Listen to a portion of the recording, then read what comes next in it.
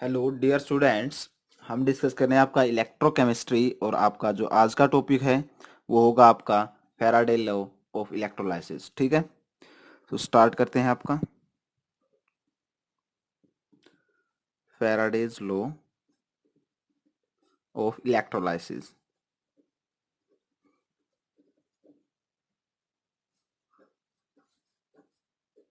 ठीक है, सो एक इलेक्ट्रोलाइटिक सेल बना लेते हैं आपका। आपकी दो आपकी इलेक्ट्रोड होंगे। ठीक है, पॉजिटिव से कनेक्टेड है, एक नेगेटिव से। ठीक है, अगर पॉजिटिव से कनेक्टेड है ये आपका एनोड होगा और ये आपका कैथोड, नेगेटिव वाला। ठीक है, आपका इलेक्ट्रोलाइट प्रेजेंट है, एनायन में टूटेगा और कैटायन में टूटेगा। ठीक है, कैटायन में टूटेगा तो आपका कैथोड की तरफ अट्रैक्ट करेगा, एनायन वाला आपका एनोड की तरफ। ठीक है, डिस्चार्ज होने के लिए। सो जो आपके एनायन है वो कैथोड पे एनोड पे जाके क्या करेंगे, डिस्चार्ज करेंगे आयंस। और जो आपके कैटायन है वो आपके कैथोड पे जाके डिस्चार्ज कर लेंगे खुद को। ठीक है, सो आयंस गेट डिस्चार्ज, तो आयंस वो डिस्चार्ज होते हैं आपका इलेक्ट्रोलाइटिक सेल में। ठीक है, सो यहीं से आपका फर्स्ट लॉ ऑफ फैराडे हम स्टार्ट करेंगे।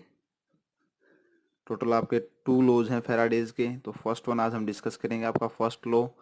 और फर्स्ट लॉ के अकॉर्डिंग आपका जो फैराडे लॉ है, फर्स्ट लॉ के अकॉर्डिंग द मास, जो आपका मास है ऑफ ए सब्सटेंस डिपॉजिटेड और the mass of gas liberated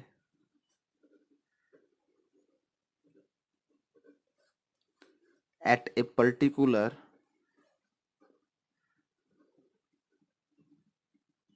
electrode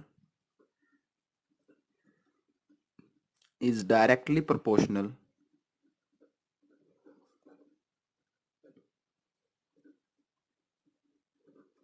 to the amount of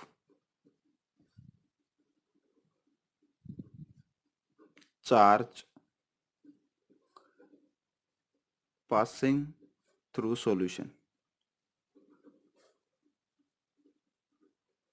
जो आपने इलेक्ट्रोलाइट लिया है वो सॉल्यूशन के रूप में। ठीक है, सो जो आपका मास है किसी भी सब्सटेंस का, जैसे आपका कॉपर का है तो जो आपका कॉपर होगा उसका मास, या हम कहें जैसे आपका सी पॉजिटिव कैटायन है वो एच पॉजिटिव हाइड्रोजन है, तो एच पॉजिटिव कैसे गैस की तरह लिबरेट कर जाएगा अगर कैथोड पे जाएगा तो। ठीक है, सो जो मास ऑफ द सब्सटेंस, मास है आपका या जो मास ऑफ गैस है वो किसी भी इलेक्ट्रोड इलेक्ट्रोड का वो डायरेक्टली प्रोपोर्शनल होगा आपके अमाउंट ऑफ चार्ज पे। मीन्स आपका अगर अमाउंट ऑफ चार्ज ज़्यादा है तो आपका जो डिपोजिशन होगा वो ज़्यादा होगा, अगर आपका चार्ज कम है तो आपका जो डिपोजिशन है वो कम होगा। मीन्स आपका अगर चार्ज ज़्यादा प्रोवाइड करवा रहे हैं आप तो आपकी जो गैस लिबरेशन होगी वो ज़्यादा होगी, अदरवाइज कम होगी अगर आपका चार्ज कम है तो। ठीक है, सो जो आपका मास है m is directly proportional to q means charge. ठीक है, प्रोपोर्शनलिटी के साइन को हटाने के लिए हम m is equal to Z Q, Z आपका प्रोपोर्शनलिटी कांस्टेंट है। ठीक है, और क्या है आपका जेड है कांस्टेंट। अगर बात करें जेड के, जेड को हम ई सी ई भी कहते हैं। ई सी ई है आपका इलेक्ट्रोकेमिकल इक्विवेलेंट, इलेक्ट्रोकेमिकल इक्विवेलेंट। ठीक है, सो मान लीजिए आपका हमने ये सर्किट है आपका, यहाँ पे आई करंट प्रेजेंट है और टी टाइम के लिए। ठीक है, टी टाइम के लिए आई करंट है आपका। सो जो आपका करंट है वो होता है आपका charge upon time, charge upon time. I क्या है आपका करंट, करंट आपका होता है charge upon time. So I is equal to आपका क्यू अपॉन टी हो जाएगा, और आपका जो चार्ज है वो उसकी वैल्यू निकल आएगी यहाँ से आपकी, ठीक है। Q is equal to I T. अब इस वैल्यू को हम सब्सटीट्यूट कर देंगे आपका क्यू की वैल्यू में, ठीक है। सो हम m को लिख सकते हैं अब m is equal to Z I T, ठीक है।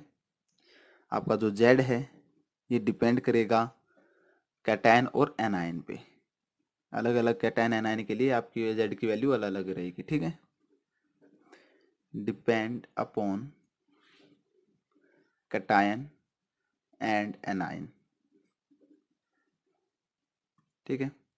अगर हम बात करें आपके z, तो z आपका होता है equivalent weight upon Faraday constant, ये आपकी z की वैल्यू है। अगर हम बात करें इक्विवेलेंट वेट, इक्विवेलेंट वेट आपको निकालना आता है, लास्ट क्लासेस मीन्स आपके +1 क्लास में आपका डिस्कस कर चुके हैं। सो इक्विवेलेंट वेट होता है आपका molar mass upon x. X है आपका इलेक्ट्रॉन ट्रांसफर या चार्ज ट्रांसफर, ठीक है। एक्स क्या है आपका इलेक्ट्रॉन ट्रांसफर। वहाँ पे हमने डिस्कस किया अगर आपका एसिडिक नेचर है तो वहाँ एसिडिक सॉल्यूशन आपका प्रेजेंट है तो वहाँ पे उसकी बेसिसिटी, अगर बेसिक है तो वहाँ पे उसकी एसिडिटी हम मेजर करेंगे। एक्स, एक्स है आपका नंबर ऑफ चार्ज या नंबर ऑफ इलेक्ट्रॉन ट्रांसफर हो रहे हैं, ठीक है, वही आपका एक्स की वैल्यू होगी। अगर हम बात करें फैराडे कांस्टेंट, तो आपका फैराडे कांस्टेंट होता है charge on 1 mole of electron, ठीक है, और उसकी वैल्यू होती है आपकी 96500 कूलम। ये आपका फैराडे कांस्टेंट की वैल्यू होती है। फैराडे कांस्टेंट क्या है, charge on 1 mole of electron. So यहाँ से आपको पता लगा जो आपका मास है वो डायरेक्टली प्रोपोर्शनल है किसके, चार्ज के, ठीक है। m is equal to Z, Z आपका कांस्टेंट है, इसे इलेक्ट्रोकेमिकल इक्विवेलेंट कहते हैं, ठीक है। और z की वैल्यू हम इक्विवेलेंट अपॉन फैराडे कांस्टेंट होती है। इक्विवेलेंट वेट हम निकाल सकते हैं molar mass upon x means number of electron transfer, उसको डिस्चार्ज होने के लिए कितने नंबर ऑफ इलेक्ट्रॉन का ट्रांसफर हुआ है, वही है आपका x की वैल्यू, ठीक है। f है आपका फैराडे जिसकी वैल्यू आपकी 96500 कूलम होती है, आपको गिवन मिलेगा क्वेश्चन में, ठीक है। सो अब एक क्वेश्चन कर लेते हैं हम।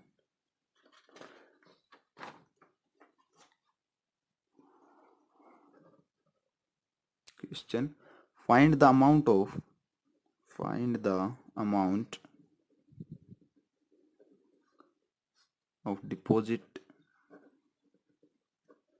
deposited when 5 ampere current is used for 1 hour। तो 1 घंटे के लिए 5 एम्पियर का करंट पास कर रहा है, तो हमको डिपोजिशन का अमाउंट निकालना है, मीन्स मास निकालना है आपका किसके केस में, to electrolyte CuSO4 copper sulphate का आपके पास सॉल्यूशन है या इलेक्ट्रोलाइट है, ठीक है। सॉल्यूशन ये आपको गिवन है, atomic weight of copper that will B 63.5 kg, 63.5 gram, kg नहीं, ठीक है। और जो आपका 1 फैराडे मीन्स एफ की वैल्यू वो होगी आपकी 96500 कूलम, ठीक है। सो सॉल्यूशन हमें निकालना है आपका mass that will be equal to Z into Q, M is equal to Z into I T हम लिख सकते हैं, ठीक है। सो जो आपका है m is equal to Z की वैल्यू लिखेंगे हम molar mass equivalent upon Faraday, molar mass upon x into 1 upon F Faraday into I T, ठीक है। सिंप्लीफाई कर लिया हमने फॉर्मूले को।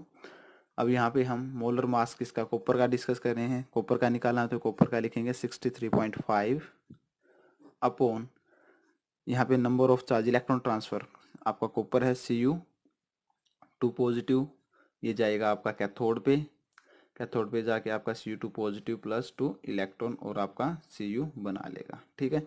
यहाँ पे नंबर ऑफ इलेक्ट्रॉन कितने ट्रांसफर हुए, 2 हुए, तो आपका x जो होगा वो 2 के इक्वल आ जाएगा, ठीक है। So upon 2 into 1 upon Faraday की वैल्यू आपकी 96500 कूलम एंड इंटू आई आपका करंट कितना है, 5 एम्पियर गिवन है। 5 इंटू 1 आवर, इसको हम सेकंड में कर लेंगे, इंटू 60 मिनट एंड 60 सेकेंड्स के लिए, ठीक है। तो हम इसको सोल्व करेंगे तो आपकी जो मास डिपोजिशन आएगा वो आपका आएगा 5.87 ग्राम अप्रोक्सीमेटली, इतना ही आपका ये एम की वैल्यू आ जाएगी, मास आ जाएगा, ठीक है।